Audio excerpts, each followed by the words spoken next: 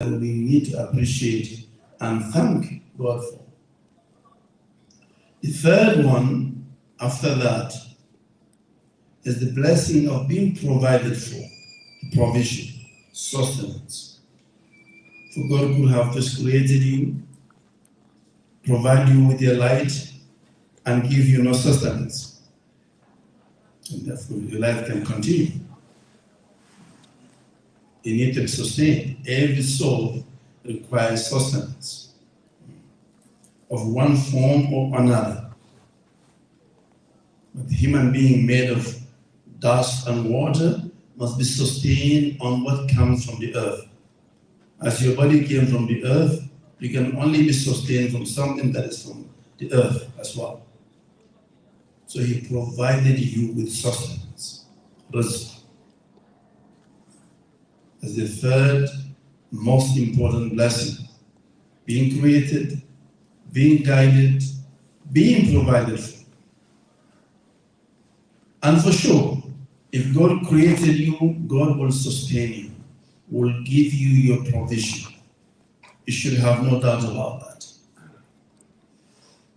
That's why the Prophet ﷺ says that لو توكلتم على الله حق التوكل لرزقكم كما يرزق الطير تغدو خماصا وتروح بطانا. If you trust God truly, He will have provided for you as He does for the birds. They leave their nest in the morning hungry, and they come back in the evening full. They trust God, these birds. They don't save up for tomorrow, because they know that tomorrow God will provide for them. But human being's mind is a big problem. He wants to create measures for himself. So that is the third most important blessing of God that we need to appreciate and thank God for providing for us. And then the fourth one that comes after that is the blessing of health. Blessing of being sound internally and externally.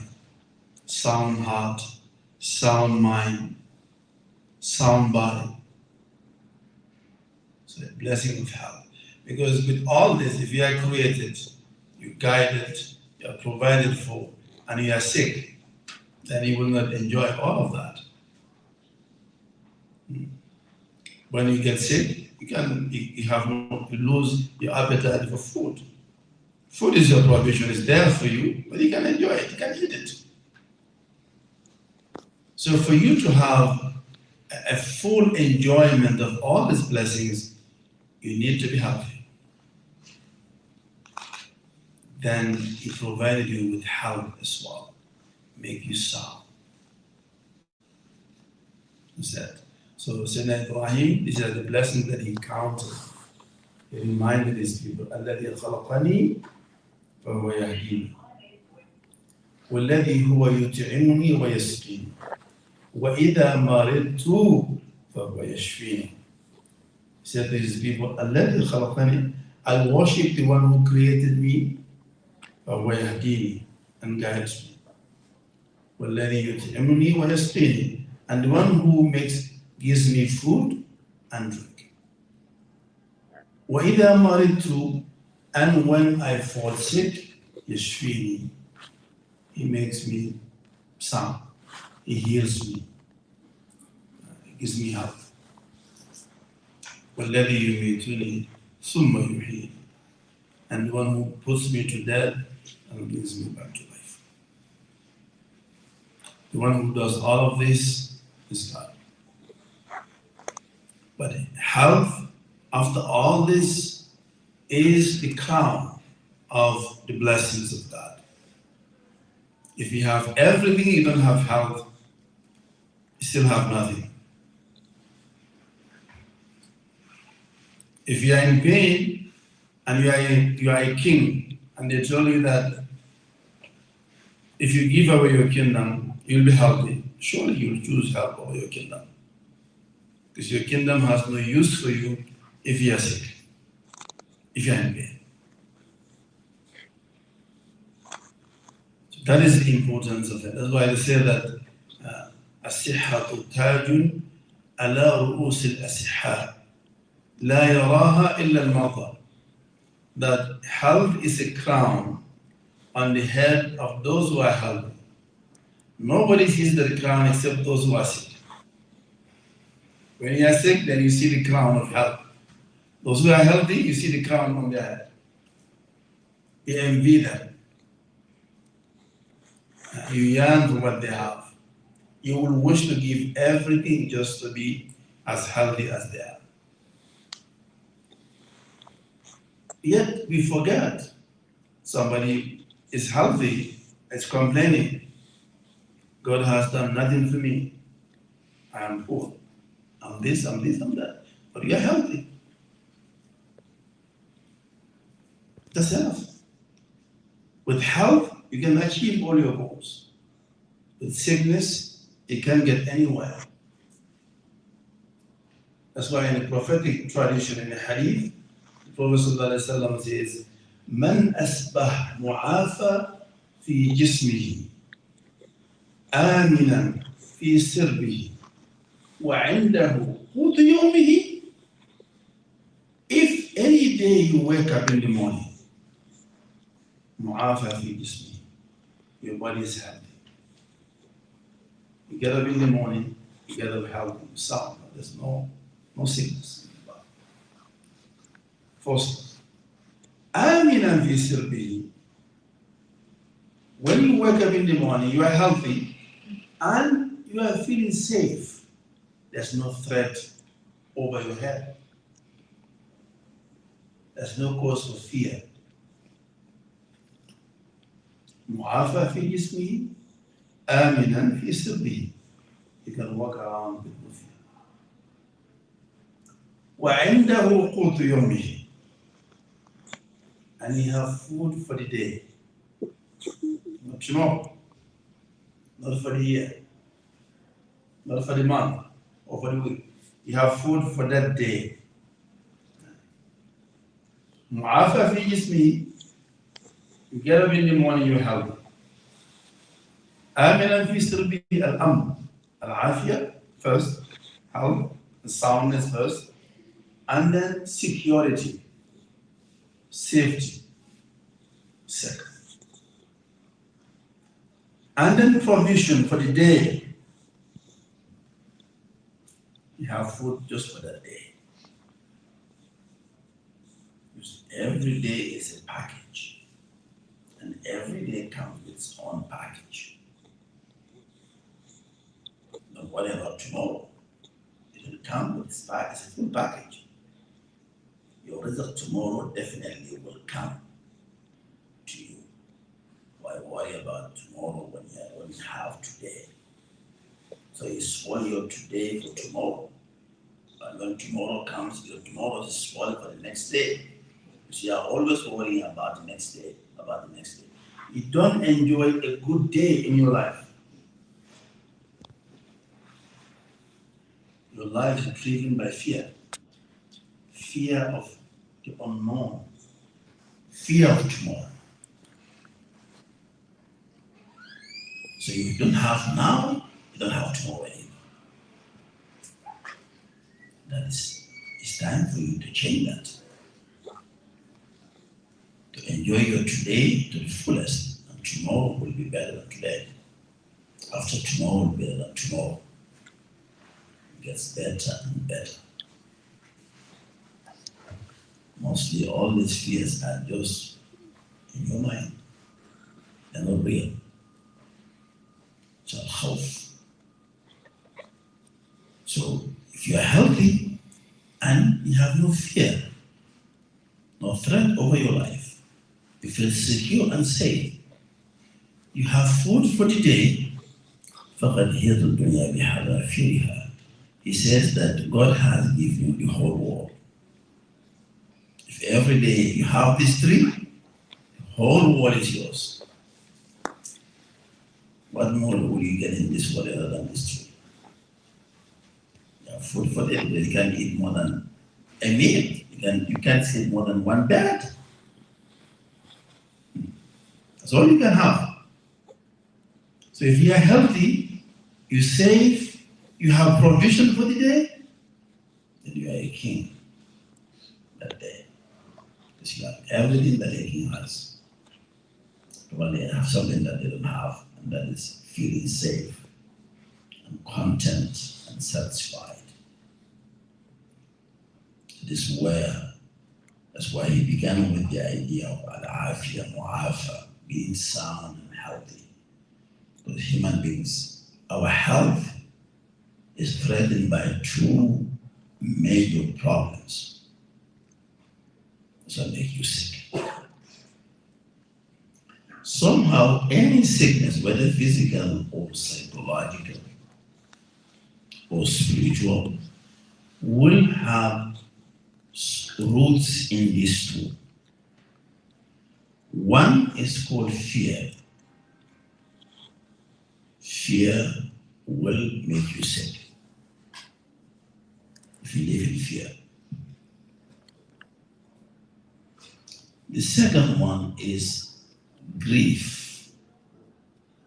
Grief, if you grieve constantly, you will get sick. These are the two major causes of human illness at all levels of illness. You have to eradicate these two from your life.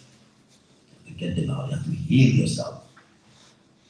From fear, don't live in fear, and don't live in grief.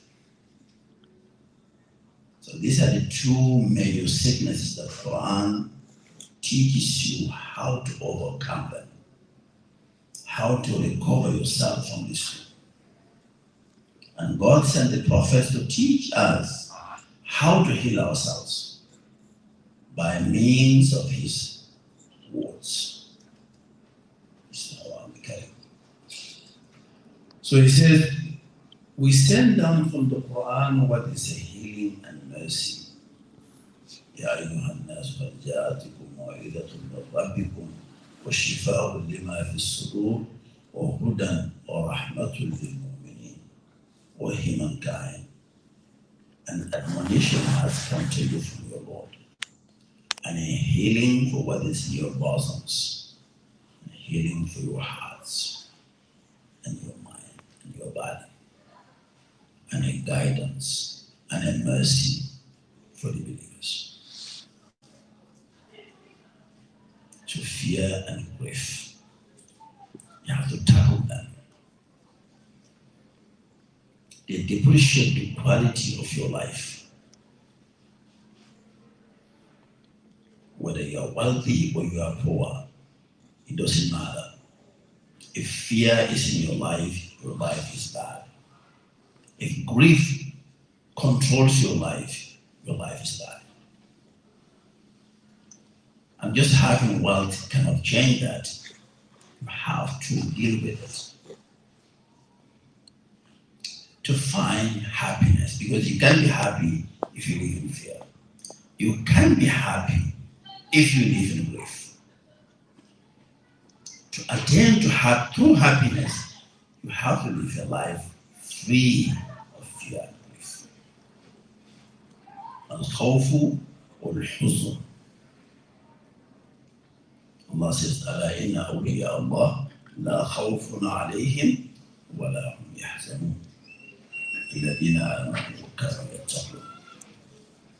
He says, the true friends of God, there's no fear and no grief over them. Yeah. If you befriend God, if you become a friend of God, you'll have no fear and no grief. So wilaya is about. Why do you have no fear and no grief? Simply because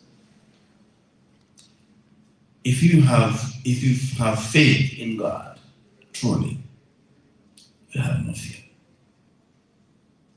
Fear stems from lack of faith. Yes. Because fear is always about the future. what's going to happen tomorrow. Fear of the unknown, fear of what's coming. Because human being has this tendency, wants always to know what's going to happen. Want to probe the future, the unknown. And we will never know the unknown. No matter how we try, how we advance scientifically, we will not know the future. Then how do you deal with that? You deal with that through faith. Yes, I don't know the future, but I believe that God knows the future. That's the solution. If I don't know, I know that God knows. That's called belief. And that will give you a sense of security and safety in your heart. And it'll banish fear from your life. That's the future. Grief is about the past. All grief has to do with the past. Things that have already happened in your life. And you haven't come to terms with them. You haven't accepted the will of God. You haven't accepted the decree of God. You're still weeping and mourning over the past. That's what's called grief. The only solution for that, and there's no other solution, because you can't change the past. No, nobody can. So what do? If you can change the past, you accept it. Accept it. I call it taslim. It's an iman about the future, and taslim about the past. I accepted what has happened with an open heart. Once you do that, grief will fall off from your shoulders. You will feel unburdened.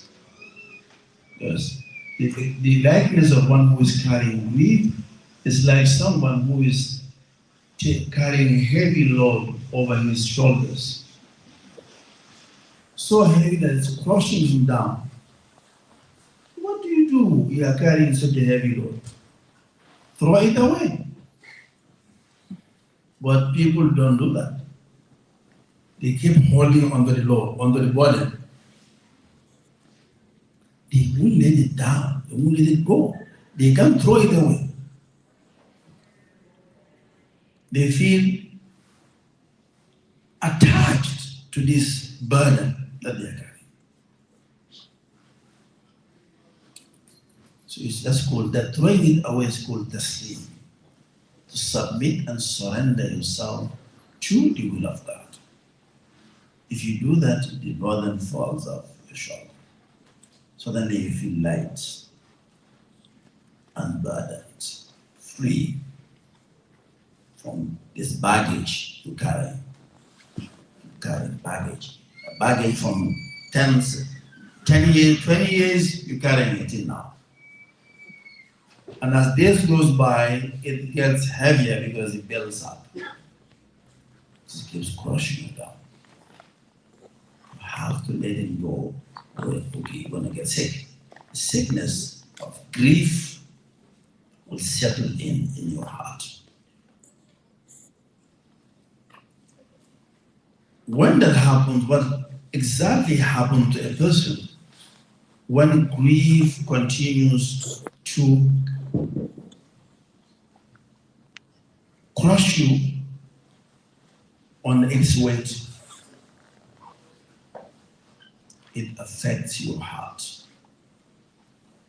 Your heart begins to lose its sight. story of Sayyidina Yusuf and his father Sayyidina Yaqub, alayhim as-salam. As you know, when Sayyidina Yaqub called Jacob in the Bible, when he lost his son Joseph, he wept for many years about him. And eventually what happened? He lost his sight. But because Jacob is a prophet, losing his sight did not affect his heart. So it's not the heart that lost its sight, it's the eye that is in the outer body. That is a simple problem. It's not a complicated problem. But when grief makes your heart blind, and it does, when it continues to fight your heart can see anymore. So that إنها لا تعمل الأبصار ولكن تعمل القلوب التي في الصدور. That blindness is not the blindness of your eyes, but the blindness of your hearts. That's the true blindness. When your heart can't see, it's blind. And grief causes blindness of your heart. If you refuse to accept what God has decreed, then that's what happens. If you don't trust God, that God will take care of things for you in the future, then you're going to live in fear. As I said earlier, fear today about tomorrow. And tomorrow comes fear about next day. And next day comes about the next day. You're constantly in fear. You spend all of your life in fear. So that is a common human struggle with grief and fear. But in our modern context, it's compounded by other problems. We live a life mainly that is driven by fear, especially in urban environments. Why? Because most human beings in these urban settings are burdened with debts. You owe money. And that is another cause of fear. There's a hadith Rasulullah says, لا تخيف الأنفس بعد أمنها. He said, don't cause fear on the souls when God gave them security. قالوا ما يخافونها يا رسول الله. And they asked him, what does it mean bringing fear upon the souls of human beings? He said, "Ad-dain." He said that. Most of us, we are all indebted to the banks, financial institutions. Now, once you are in debt, you can't feel safe anymore. So that's an extra problem. Fear and grief is a normal problem in all human societies, but in our societies now it's compounded by these other problems as well. One of them is debt. In that. So once you are in that, because you don't know what's going to happen tomorrow. Let's say that tomorrow comes, you can't pay your mortgage at the end of the month. So what? You lose your house, lose everything. So how can you truly feel safe if you live under that kind of pressure? And most of us do. It is a difficult situation to cope with. There are many other causes of fear besides the normal ones that everybody goes through. But the urban societies is compounded very much. Fear of meeting deadline, fear of meeting, so we are constantly being driven by this kind of fears. So Because the Prophet ﷺ said, do not cause soul fear after God gave them security. لا تكلفوا الأنفس بعد أمنها قالوا ما يخافتها يا رسول الله قال الدين. So in a way, because once you owe money to someone, that person has somehow some type of authority over you, you lose your freedom. This fear makes you not free. Fear makes you not free. You will not truly enjoy the sweetness of freedom as long as you live in fear. You must make sure that you don't live all of your life under fear. You will never have it free. Feeling of security. But the solution for that's what is proposing to you. The beginning of the solution is remembrance of Allah subhanahu wa ta'ala. That's the beginning. To remember God. If you remember God, God will remember you. That's where this relationship between you and God begins. Don't forget God, God will not forget you. Remember God, God will remember you. Remember God in your good time, God will remember you in your hard time. Don't just call God when things are going wrong for you and forget Him when everything is going well for you. That's not remembrance. You remember Him when nothing is going wrong, when everything is going very well. That's true remembrance. If you remember Him that way, you'll have no problem. The moment you are in a hardship, God will come in for you. You will find Him. If you only remember Him when you need Him, when you are in problem, and when everything is fine, you turn your back on Him. That is not friendship. That's not love. This is where you start to build a relationship with God by remembering Him. وَلَا تَكُونُوا كَالَّذِينَ نَسُوا اللَّهَ فَأَنْسَاهُمْ أَنفُسَهُمْ. Be not like those who forgot God and He made them forget themselves. Begin to forget yourself.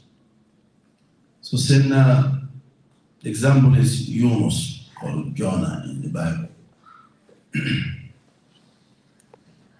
He was someone who used to remember God all the time when everything was fine.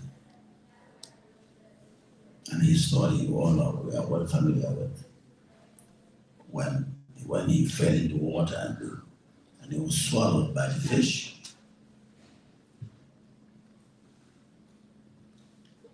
he called God in agony and distress. When he called God, his voice came all the way up to the throne of God.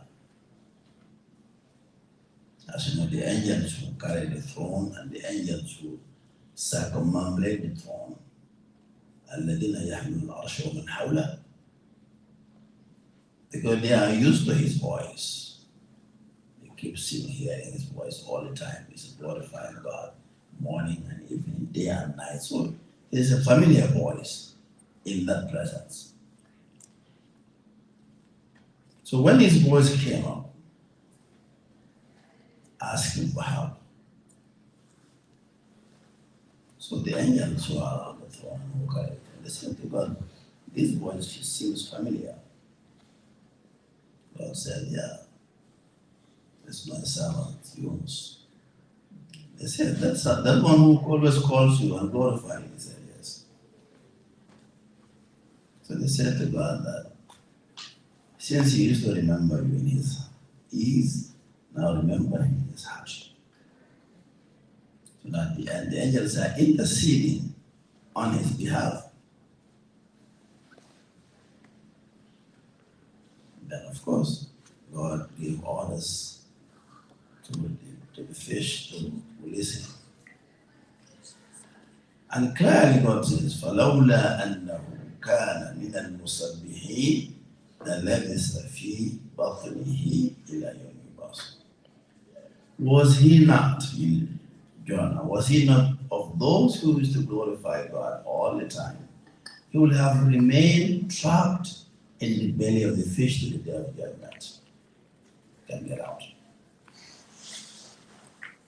But he used to remember God in his ease. God remembered him in his hardship. That's God remembered. So, as you live in one of the busiest cities in the world, just keep remembering God. God is with you all the time. When you need him, he's there for you. Make dhikrullah your habit. Becomes like natural to you the way you breathe air in and out. Same thing, you remember God in and out. You go to bed, God is on your mind. You get up, it's on your mind. You walk, it's on your mind. You sit down, it's on your mind. That's called remembrance. يذكرون الله قياما وقعودا وعلى جنوبهم. Also remember Allah lying down, sitting and standing.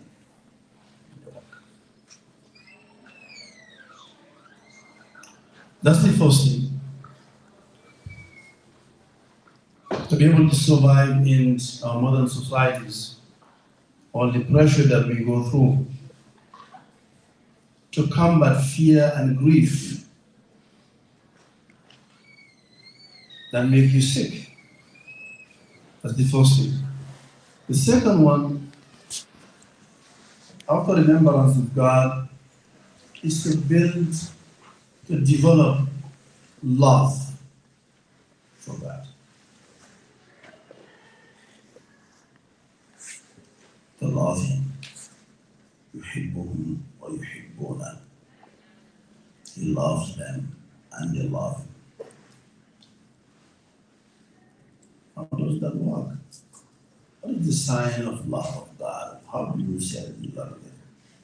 I often hear people that God loves me, that I don't know. Yes, what you can say is, I love God, yes, because you know what is in your heart. You don't know what is in God's heart. It's a nice idea. تعلم ما في نفسي ولا أعلم ما في نفسك إنك أنت علام الغيوب. But one thing is certain is that you don't need to know that, but God loves you. As long as you love God, doesn't matter. Because God is for you what you are for him. If you love him, he loves you. If you are happy with him, he's happy with you. You just walk on your hand. Don't worry about God's hand. God is capable. Take care of his side of the deal. You take care of the side, your side of the deal. That's what matters. Because you cannot take care of two things. God's hand and your hand. So if you love God, that's what matters. Invest in that. And that love, the sign of that love, that you love God, is that trials and tribulations don't make you change your mind about God.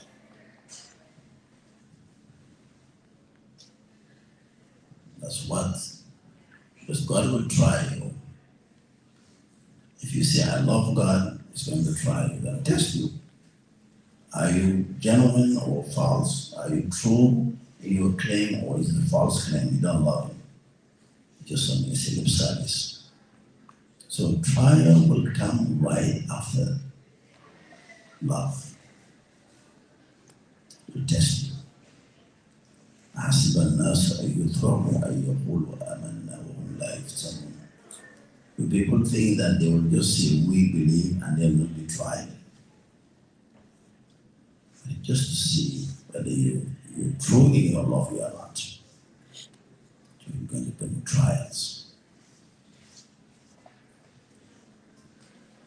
If you fail the trial, if you turn back, then you have disproved yourself. ومن الناس من يعبد الله على حرف فإن أصابه خير اطمأن به وإن أصابته فتنة انقلب على وجهه خسر الدنيا والآخرة ذلك هو الخسران المبين. It says that some people worship God only one side. When everything is going well for them, then they love God. If trials come upon them, then they turn their back on God. Those who love Him, doesn't matter. Ease or hardship, trial, no trial, that's it. That's love. Nothing changes your mind about the one that you love. No hardship, no trials, no calamities will ever make you doubt the relationship with Allah subhanahu wa ta'ala. That's called love. يحبهم ويحبونه أذلة على المؤمنين أعزة على الكافرين. Another story in the Bible is the story of Job called Ayub in the Quran. He was a prophet, a lover of God. And God wanted to test his love. He was very wealthy, has lots of family, big family, children,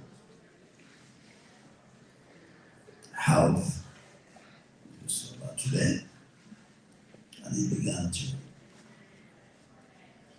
lose them. First, all his wealth began to disappear. He lost all his wealth. He changed about that. He lost his children. He changed about that. He fell sick. He was sick for a long time. He didn't change an inch of his love for God. Eventually, only him and his wife were left. The whole family were gone. His wife said to him that, you are a prophet. Why don't you ask God to take away this trial from you? He said, we lived in ease for 80 years. So what is the problem with living in hardship for another 80 years?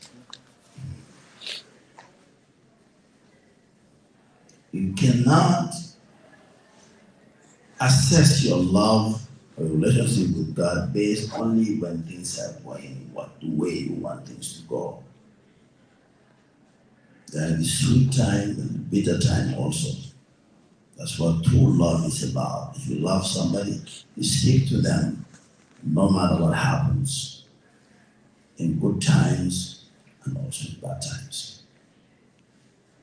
Then your love is true. If you only love people when things are going well, and when things go sour, you turn your back on them, you don't love them. So that's not true love. So that's the second thing. After remembrance of God, you love God. And finally and ultimately, the last one is to be content with God.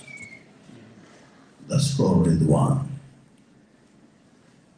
So dhikr, hope, and Ridwan.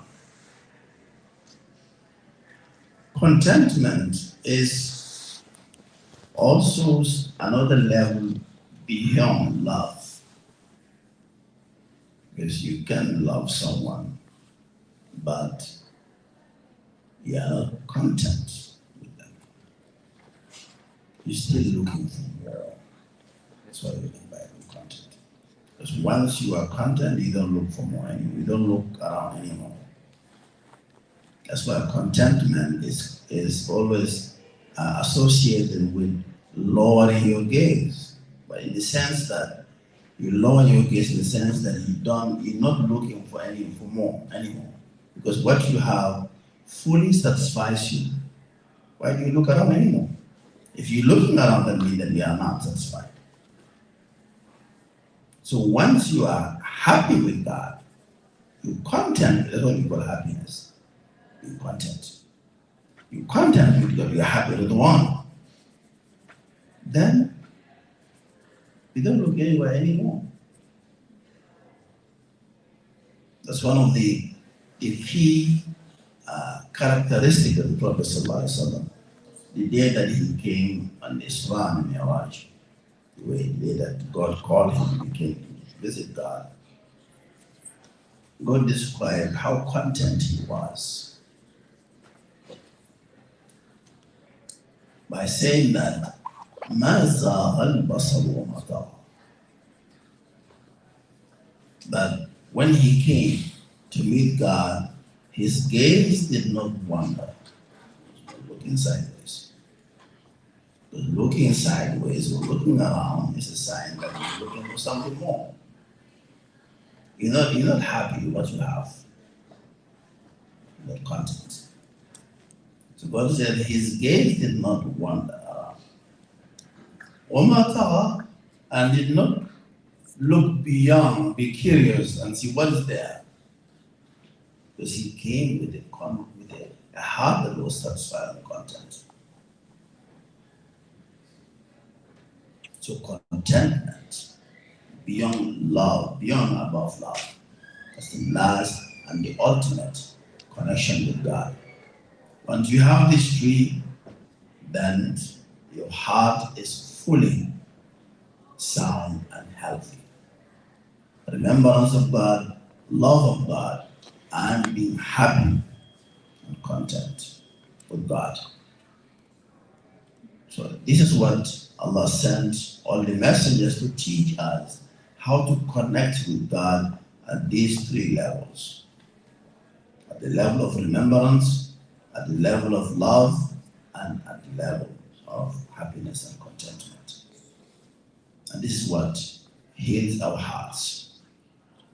This is what removes fear and grief from our lives, so that we can live a fulfilled life, a life full of happiness and joy and contentment. أقول قولي هذا أستغفر الله لنفسي ولكم والسلام عليكم ورحمة الله وبركاته. Q&A if there is questions. Anybody have any questions?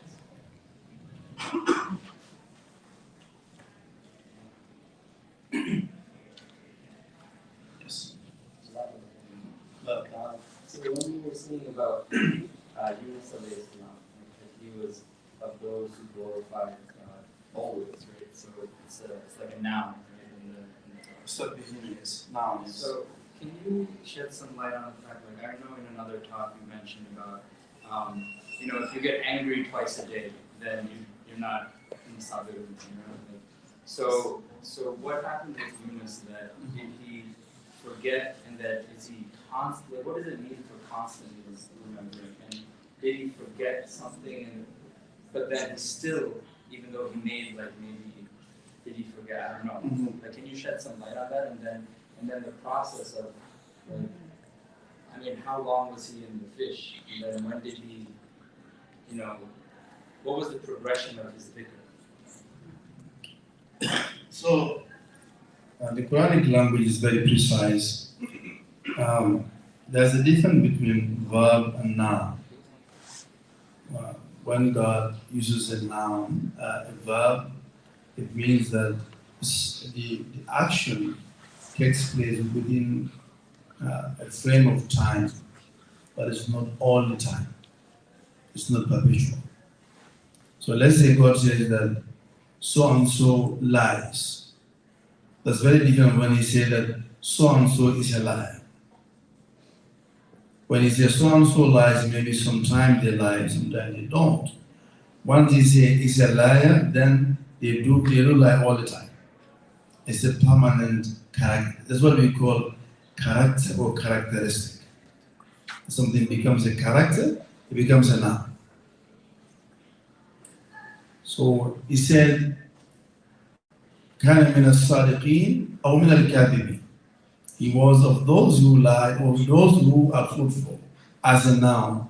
I mean, they will only be truthful all the time without fail.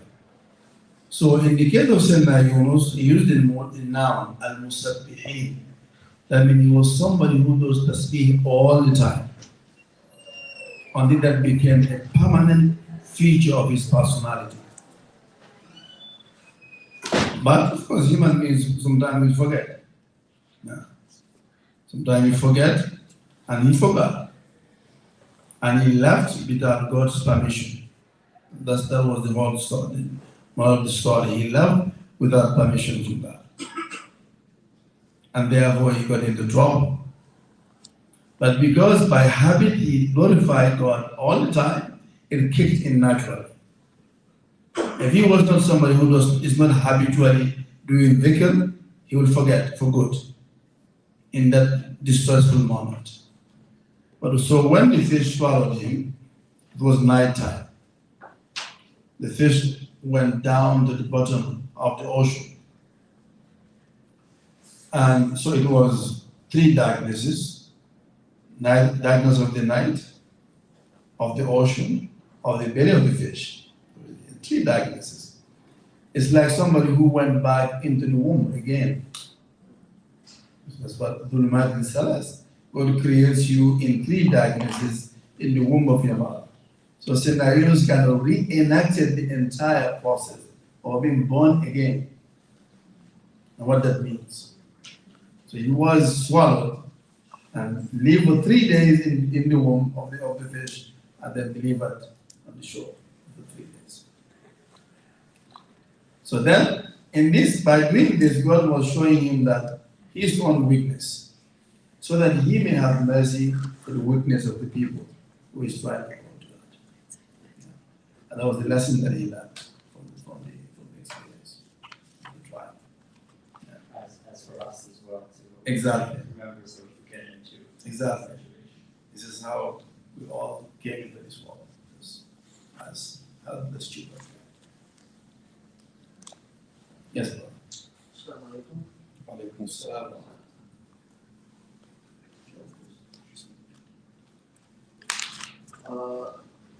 Sheikh, when it comes to understanding tawakkul, Tawakkul, yes.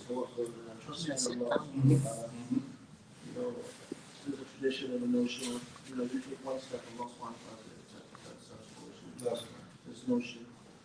What to do when you're constantly questioning in your mind whether your part is sufficient enough, or are you doing your enough? And then your mind is, just combined with the whispers of the shaitan, I say, oh, you're not doing enough, you're not doing enough, you're not doing enough. And then it kind of drives you into this mental circus. You almost, you trust in Allah subhanahu wa ta'ala's, but the thing is, do you trust yourself in that you are doing the utmost that you can do? And how do we battle that? How do we So that means that still your tazkiyat nafs is not completed. It's the soul that is still fighting back. It's trying to, because the soul is worried for its own sake. So the soul has to be purified more. Once the soul is purified, then that noise will not come anymore. You'll have a tranquility in your heart. So it's a matter of tazkiyat nafs. How to do tazkiyat nafs is through dhikr? Through dhikr. Of course, you also, it's hard to do it on your own unless you have a trained somebody who is very well versed in the sicknesses of the soul and can help you, navigate. But Yes. what about on like a daily level, like in a dunya level, when you're like, let's say you're working, trying to get a job or trying to, pass an exam or something, and did I study enough? Did I find enough jobs? Like, in terms of like, Yeah. and then you make it develop, and you're like questioning yourself, like, okay, fine, I studied for 5 hours, but maybe I should have studied for 10. These type of things. And of course, it's okay, the work is there, alhamdulillah, but when it comes to the dunya, sometimes it's difficult to assess when to stop and when to when to calm down in a sense, It is. It is. In the meantime, I think one of the best things you should do is what they call the prayer at night. Prayer at night in the quietness of the night. It helps you with this problem. Yeah. Those who pray at night have less to deal with this kind of challenges. Yeah. So let's start with that. Tahajjud, yeah.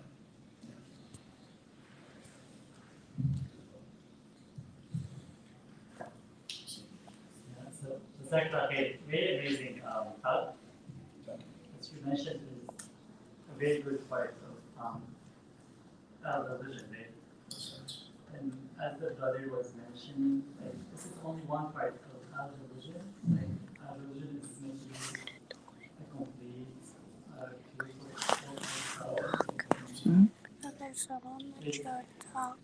we don't maybe we touched on yesterday or we don't on tomorrow, but on today.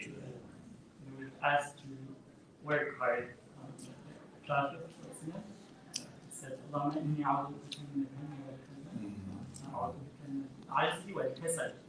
So yes, we shouldn't be have grief or worry about the future. We should not get lazy today. No. We should work hard today. Absolutely. There's no contradiction. This presents like the full picture. Absolutely. Right. No, that's right. So yeah, that's what it does. If you are invested in the past, it prevents you from being active in the moment. If you are invested in the future also, it immobilizes you. Because fear makes you not take steps, not be proactive, and grief holds you back. So to be able to be productive today, now, you have to get rid of fear and grief from your life. It makes you more productive, yeah. Yes. Why do so? Can you share your thoughts on how you can be content and fully satisfied with what you have, but still be encouraged to make dua for incredible things and wanting the best that Allah can give? So how do you navigate those two different ideas? Yeah, they are not contradictory. So God said, "La yashakatum lazidannakum," that if you are grateful, I will increase you. That means that what God has given you already, you have to take care of that as best as you can before you ask for more. But the blessing that is given to you, you neglect it, you don't take good care, and you're asking for more. You don't deserve more. You're not taking care of the one that you have. When God sees that you're taking care of what you have, and you ask for more, you give you more, and make it better. Yeah, so it's the same, it's not contradictory at all. If you appreciate what you have now, I'll give you. If you don't, then don't ask for more. Take care of what you have for now. Yes, sister. You mentioned learning to love Allah. Sometimes when you love Allah too much, it makes you lazy. So, and then also you have to fear Allah, but then sometimes that fear paralyzes you in your worship. So how can you learn to balance loving Allah and also fearing Allah? Fear of Allah instead of love of Allah. Because one of the 7 words or 7 things that God loves, or 7 people that category of people that God loves, is people of ihsan. Allah yuhibbul muhsinin. God loves people of excellence, people who whatever they do with excellence. And those people are who are people of excellence, are the people who combine balance between fear and hope. Uh, they are not overly hopeful and they are not overly fearful, but they have a blend of fear and hope, and that leads you to become excellent in your performance. So fear of that kind of fear, we're talking about positive fear, not the negative one. Positive fear is fear that draws you closer to God, does not push you away from God. The negative one pushes you away from God. Because Iblis in the Quran says that I fear God. So he has fear of God, but it's a bad fear. Because that fear did not bring him closer to God. It pushed him away from God. Because it's not mixed with hope. So a good fear is one that is mixed with hope and it's balanced with it. Yeah. So that's part of love of God.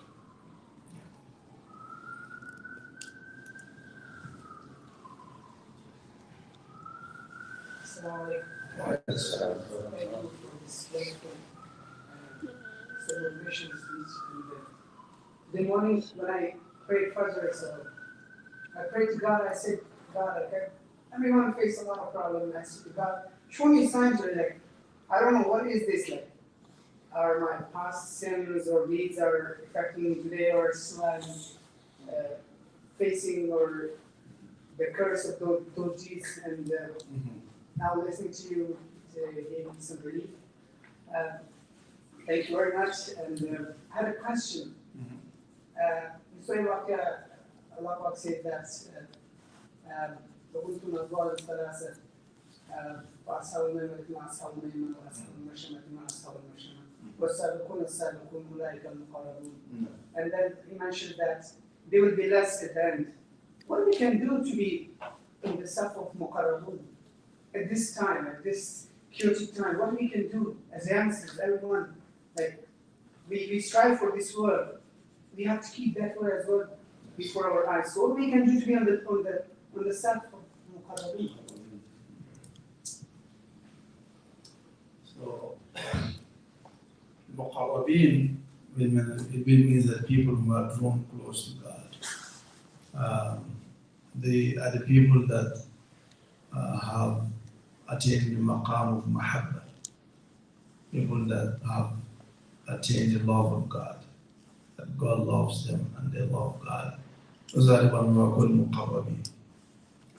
How do you get to that place? It is by embodying God's own qualities. And that can be done anytime. God's own qualities. There is a student was leaving his teacher. This is a story.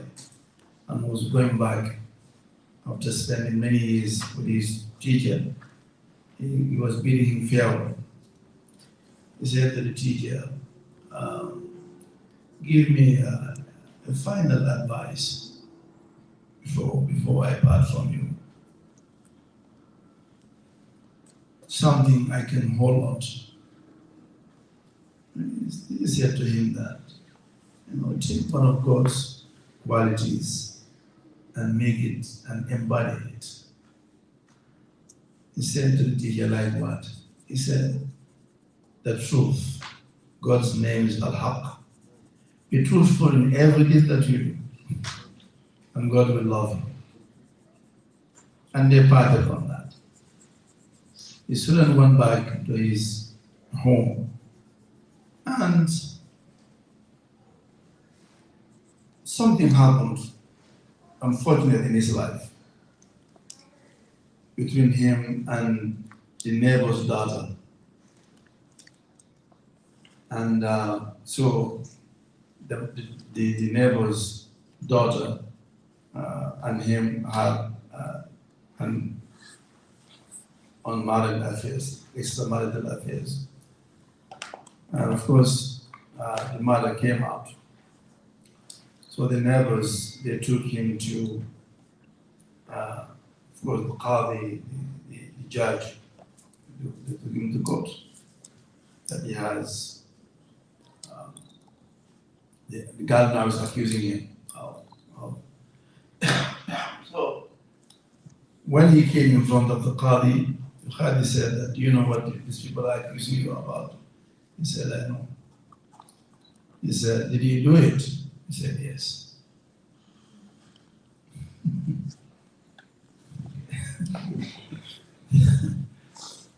Based on his teacher's advice, said the truth no matter what. And that is like a capital punishment, possibly. But he said, "Yes." Okay. The Qadi said, "I think this man is crazy." Nobody will admit this guy. Knowing the consequences. The Qadi said, take him to the mental hospital.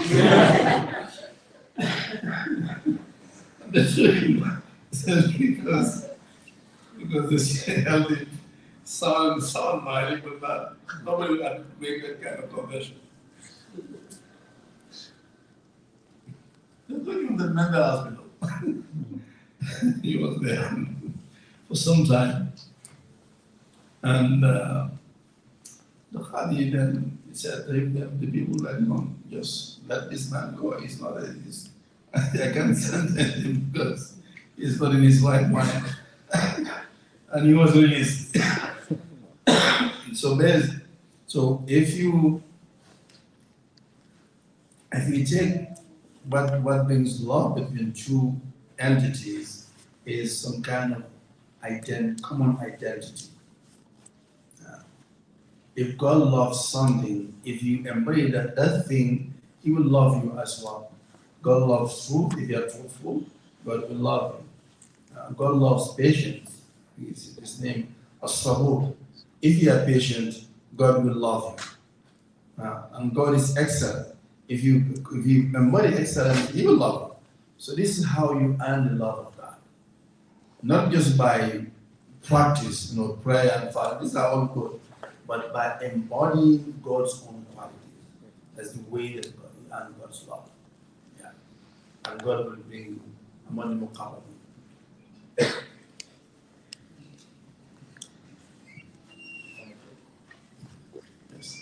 So you spoke about the debt, right, that causes you to be in fear because you look back and have authority over you. So obviously with that, you try to take care of your debt. And there's more, right, that we should always say.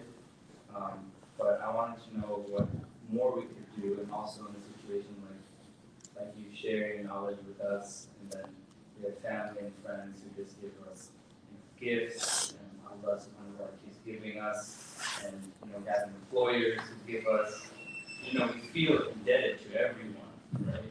So besides, thanking God and thanking the people serving like that, how do we kind of live? Because we're constantly indebted, right? So how do we live to take care of that? So there are some type of like people doing acts of kindness to you. This is okay. Tahabu. The Prophet says that exchange gifts and you love each other. So that's part of cultivating love between us and our friends, our families, by exchanging gifts. Yeah. But if somebody does some type of act of kindness to you, make sure that you reciprocate it. You don't have to do as much as they do, but at least you give back. Don't be always the one who receives and doesn't give back. Make sure that you give back whatever you can, no matter how small it is, to free you from that kind of debt. Yeah, but that is a good one. The bad one is the one that you have at the banks and that threaten, have the threat over you at the end of the month. You have to meet these deadlines, so you have to pay bills and so forth. So you are driven. So that our civilization is driven by fear. Through that people,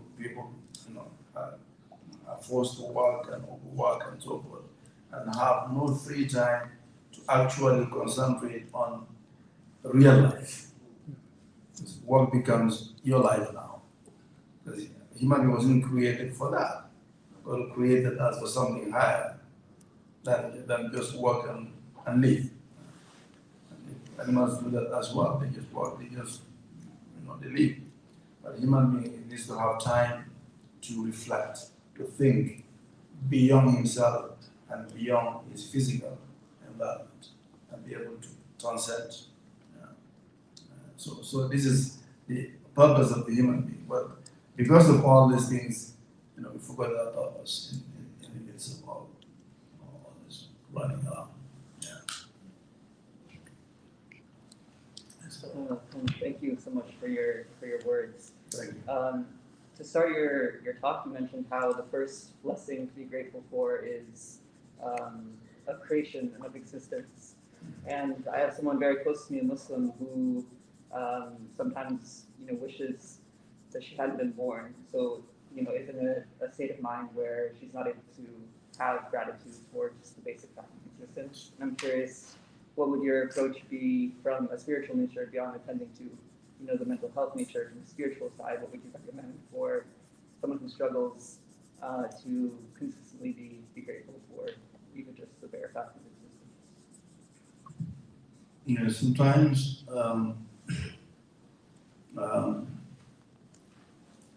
we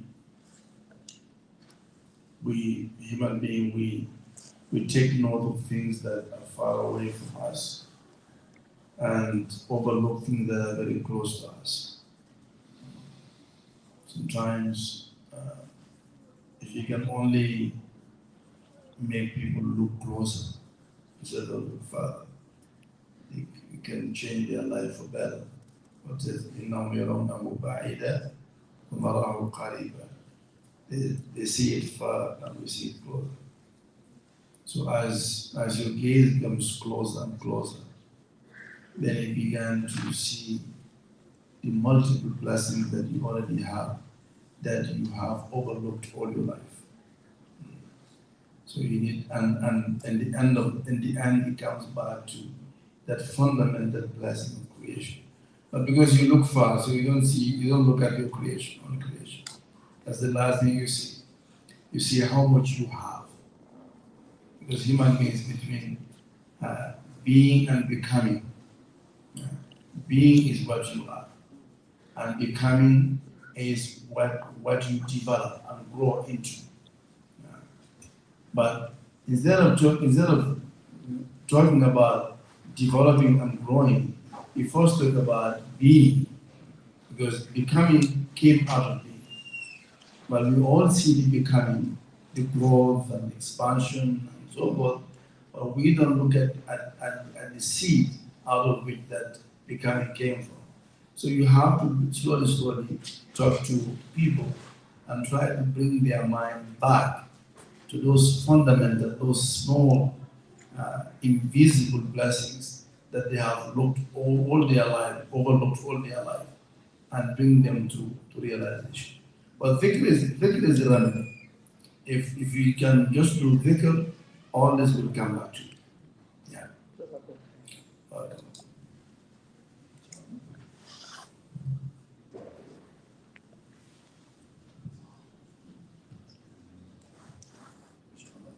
So I think on that note we will have a quick session of dhikr, since we are, inshallah, we don't just talk about it, but we actually experience it.